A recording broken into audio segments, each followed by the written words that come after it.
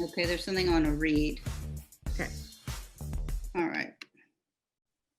Again, I'm reading to you. This is what the other side is thinking about. They're thinking about many, many things, but here's one that I think would be relevant to you. Okay, ensure paraprofessionals are trained for return to school. Districts need to make sure that their paraprofessionals are trained on all new safety and instructional protocols for the upcoming year, said Sarah Douglas, an associate professor at Michigan State University and researcher on paraprofessional topics.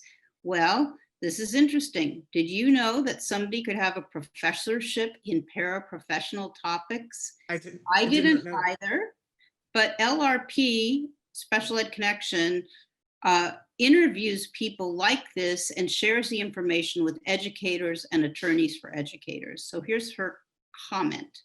Historically, paraprofessionals are not well trained and supported in tasks they are already required to do. Now you may see paraprofessionals who don't know the new protocols they're supposed to be following. We do a good job sharing information with teachers, but it doesn't always trickle down. Regardless of their role, ensure the paraprofessionals in your district receive high quality training and supervision, Douglas said. That can't be forgotten because otherwise gaps will continue to widen for the students with disabilities who they support. Look at these aspects of needed training, and they go over this. They talk about training them in safety protocols. For example, make sure they're aware how wearing a face mask can greatly impair a student's ability to understand what's going on. Go over what the paraprofessional needs to do if a student with a behavioral issue takes off his mask, if a student with autism struggles to read cues from a teacher's or paraprofessional's face because of the mask, or if a student who's hard of hearing cannot understand what the teacher or paraprofessional is saying because the voice is muffled and they cannot read their lips. Some teachers say they have a microphone in their mask or outside so students with hearing impairments can hear. I don't know if those methods and recommendations are being passed on to paraprofessionals who need them as well. In cases where districts don't go back to school in person, will paraprofessionals be providing distance opportunities for students? Will they be doing that solo? That's a huge concern and question, Douglas said. In schools, paraprofessionals work in small groups with students, not in isolation from teachers. But if the classroom is virtual, districts will need to figure out how their teachers will supervise paraprofessionals. Occasionally, students flourish in an online environment, but for the most part, students with disabilities are not part of that group, Douglas said. They need one-on-one sustained attention. There are ways to do that online, but it's a matter of training and teaching staff to engage the students appropriately.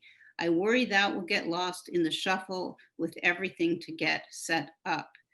For example, if you use online services such as virtual games and YouTube to engage children, they will need an appropriate access to accessories such as headsets and other technology. Paraprofessionals would need to become knowledgeable in these resources and make sure students have access to needed equipment, she said. I'm almost done, Shannon. Delivery considerations. Districts will need to consider how they will provide this additional training to their paraprofessionals, Douglas said. Most likely it will need to be done in an online format, and they will need to figure out the most effective way to do it. Not all online training is created equally, Douglas said. Just having a Zoom meeting where there's a lecture is not as effective as following up, observing them doing things with students, and asking about challenges, she said.